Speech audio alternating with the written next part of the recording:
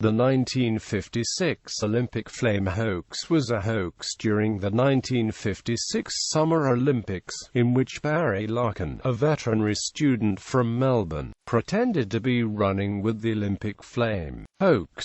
Larkin and 8 other students at St John's College, University of Sydney, planned to protest against the Olympic flame. One reason was that the torch relay was invented by the Nazis for the 1936 Summer Olympics in Berlin, Germany. The plan was to get one of the other students, dressed in white shorts and a wide top, to carry a fake torch. The fake was made of a wooden chair leg painted silver, on top of which was a plum pudding can. A pair of underpants, worn by one of the students in national service, was put inside the can, soaked in kerosene.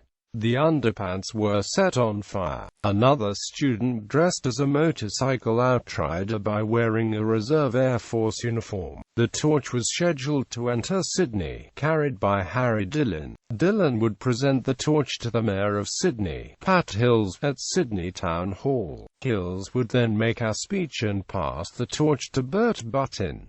Before Dillon arrived, the 2 students went out, carrying the fake torch. At the beginning, people noticed they were joking and even had the police laughing at them. Then the underpants fell out of the torch because the fake runner was swinging his arms too hard.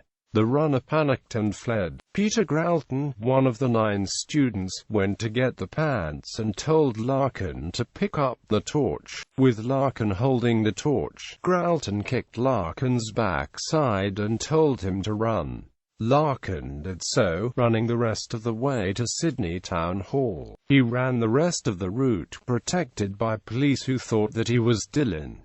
Larkin then presented the torch to Hills. As Hills was unprepared, he did not look at the torch and went straight to his speech. While Hills was talking, Larkin walked quietly away, avoiding attention. Hills was not told the torch was a fake until someone whispered in his ear that it was a fake. Hills looked around for Larkin, but by now Larkin had merged into the crowd and escaped. Aftermath: when the crowd discovered that the torch was fake, they began to grow unruly. When Dillon arrived with the real torch, the crowd was still unsettled. Hills had to calm down the crowd and the police had to clear a path to allow Dillon to get through. When Buttin took the torch, an army truck had to clear his path. When Larkin returned to university, he was congratulated by the director of the college and was given a standing ovation by fellow students when he attended an exam later that